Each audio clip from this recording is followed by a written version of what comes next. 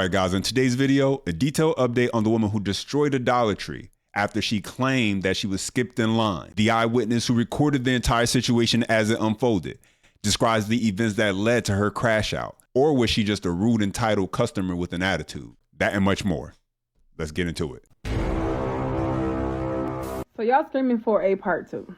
The part 2 is that the young lady did indeed go to jail.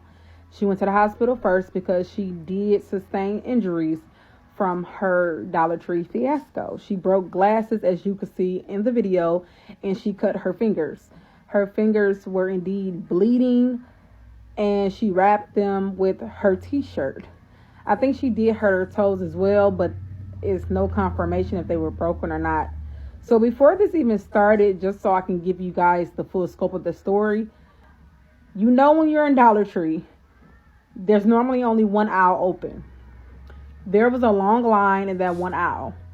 We then asked the cashier if they would call someone to assist. They called someone and the manager came up there. That young lady in the video was the manager. She's not a cashier, she's the manager. So she came up to help and she said next person in line. Normally when you say next person in line, whoever's next, they just gonna walk over there. So that's what happened. The person in front of me walked over there and I walked over there. The young lady that came out of nowhere who said that she was next in line and got upset, I didn't remember seeing her at all. But as soon as she came over there with an attitude instantly with the cashier, as if she had already had an attitude toward her, like it was a personal thing between them two. And I'm looking like, come on, I already seen that it was about to be something started. So I told the young lady, no worries, you can go in front of me, because I was next after the other lady. And then the cashier did have some words, and which was a trigger for the young lady. The cashier said, well, I didn't have to ring you up. I'm doing this trying to help you. And that was a trigger for the young lady, and she felt more disrespected than she already felt because she had to wait so long. So that's when she proceeded to go behind the register. There was a community activist. I think he is from the Detroit 300. He then tried to calm the young lady down before she even started like trashing the place. He insisted on paying for her items, her whole bill, not just the $10 that she was missing. Her total came up to $30. She only had $20. She was going to the car to get the 10. She threw the 10 at the woman and said, I'll be back. But then she came back and was like, you know what? That's when she was about to crash out. But the guy was like, I'll pay for it. Calm down. I got it. And the young lady was like, no, I'm good. I don't need you to get it. And that's when she proceeded to crash out. I say all this to say, whatever you're going through, you cannot put that off on someone else.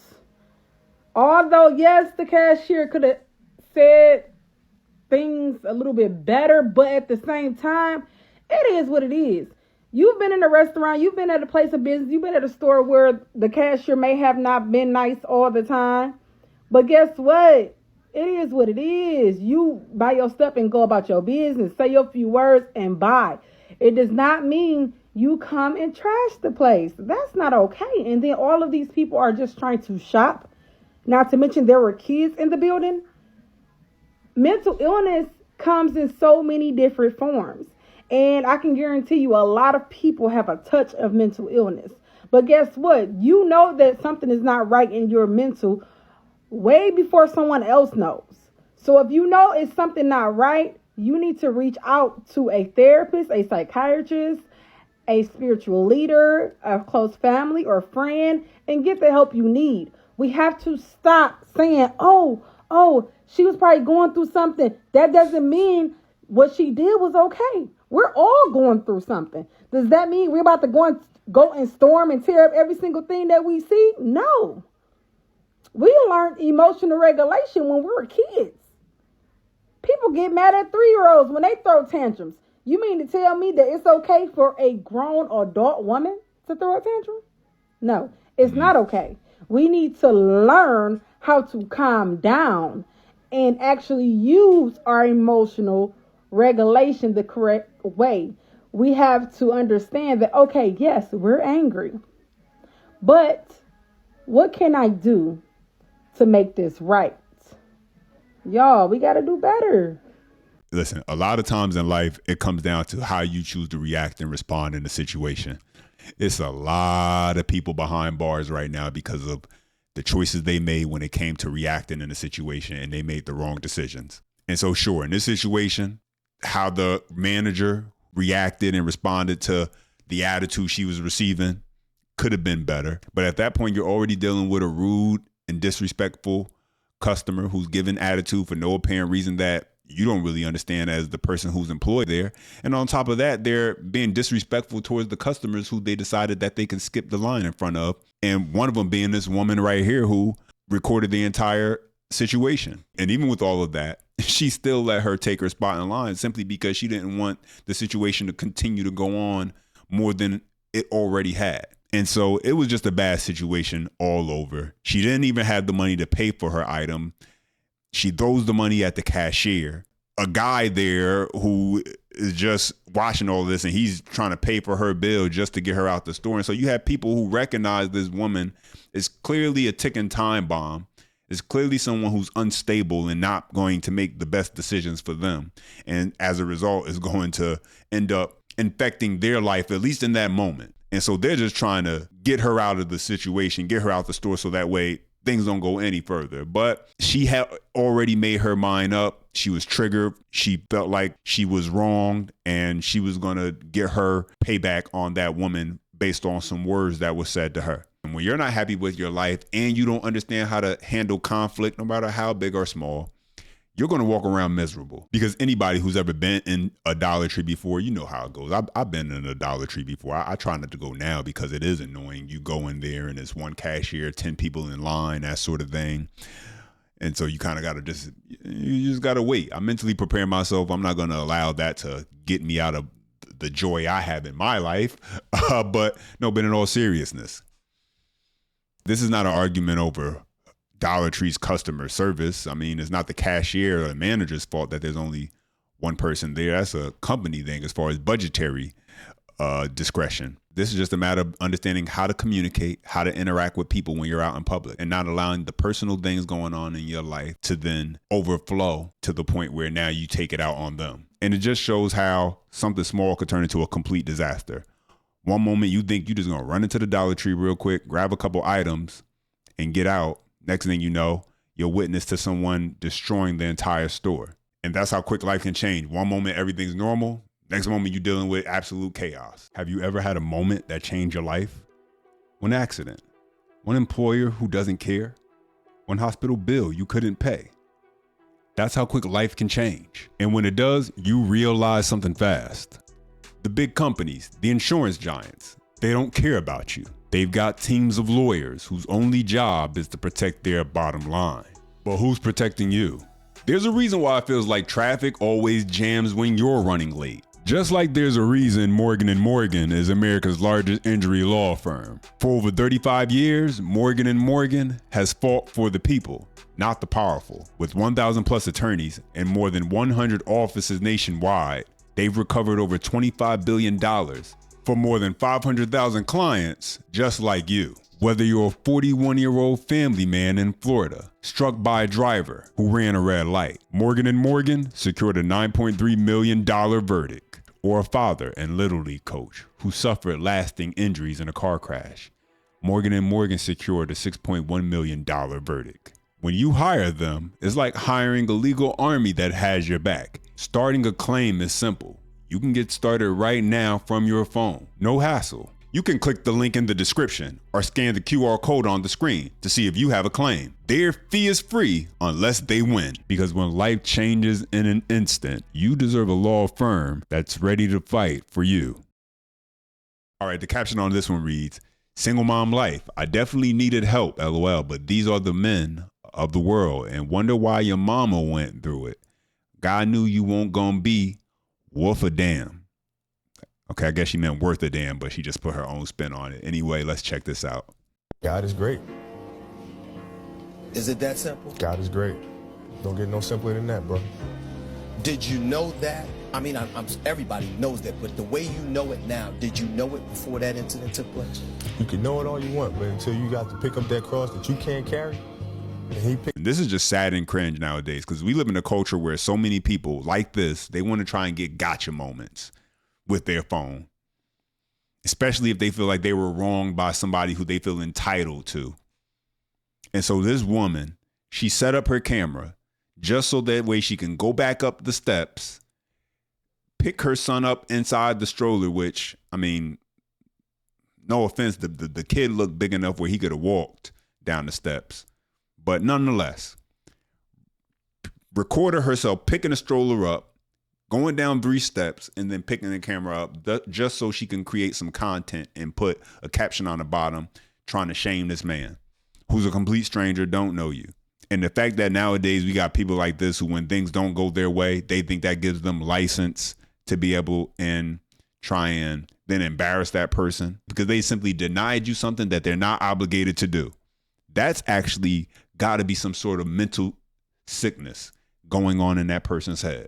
I'm going to address this comment because I can't say what I want to say. The guidelines going to take it off or whatever. But I asked him and that man that walked past me, I said, I need help. Can y'all help me? They looked at me like, you not Latino? We don't help Negroes. And I ain't get no help. So, yeah, no. And also to address the comment that was like, you could have bounced that little bitty stroller. My son is not no 25-pound baby. He weighed 50 pounds. Also, there's a bag behind it. Also, I weigh 197 pounds. So ain't no bouncing or bopping that much weight anywhere. Like, I'm hurt. Plus, I have a bad leg. I have 4 rods, 7 screws, and a plate on my left leg. I know that sounds like nothing. I know that black people love to make light of injuries. But, bitch, trust me, I'd rather have a baby than get my knee replaced again. That's how easy it was. All right, so she's trying to put it on the fact that she wasn't Hispanic and that's why they didn't help her. You know, I don't know. Who knows with that? But I went to go check out her profile. You know, sometimes I do that as far as just to go see, you know, if there's any follow-up or anything like that. And let me tell you, the kid could have walked. She just said that kid 50 pounds. That little boy could have got up out that stroller and walked down those steps. Sometimes people make their life harder than what it has to be. I mean, sometimes it looks and sounds like there are some people who will go out of their way searching for opportunities to be a victim. You don't have to. You don't have to go your entire life looking for different ways to make sure that you're always the victim. The reality is it's 2025. There are men who are walking around who they believe that just because they're a man, they're not obligated to help you just because you're a woman. That's just how they feel.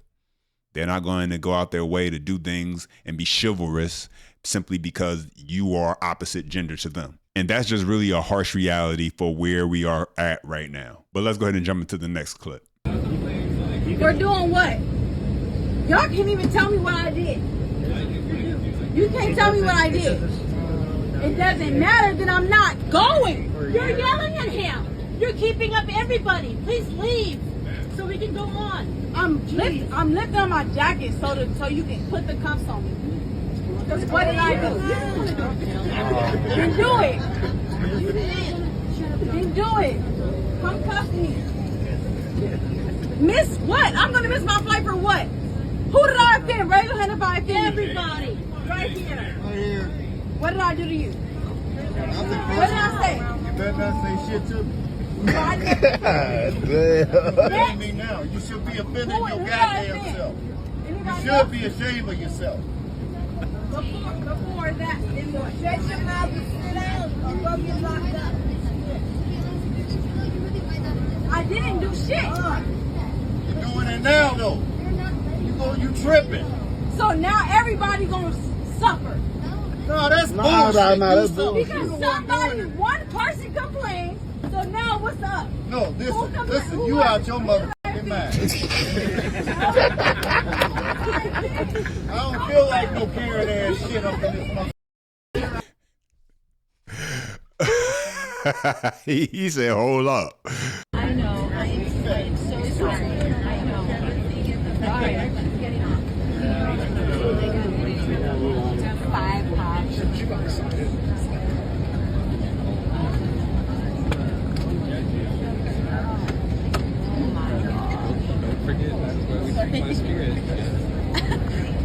This is why you don't whip, fly. Don't have a spirit.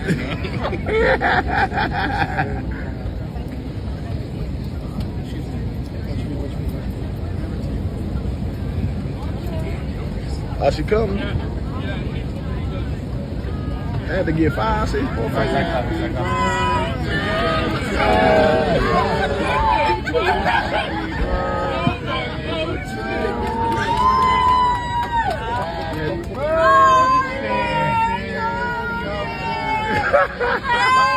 birthday to you.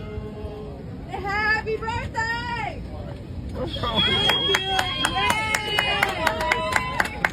So you see the caption that reads, when you just trying to get home and the drunk passenger pissing everybody off, you don't know how to control your liquor. The last place that you should be drinking is at the airport when you're about to get on the flight. If you can't control your alcohol, that's the place you don't want to get out of hand with it. You end up on that no-fly list really fast. And you heard the guy, he said, this is why you don't fly Spirit. It seems like this caliber of customer always finds their way onto a Spirit flight, where it's like, you know what? Spirit seems to be the airline where people go expecting that they'll be able to act a fool and display this sort of behavior. But anyway, you enjoy any part of the content, make sure you smash the like button for more, subscribe to the channel. You know I appreciate when you guys take the time to tune in. And as always, until next time.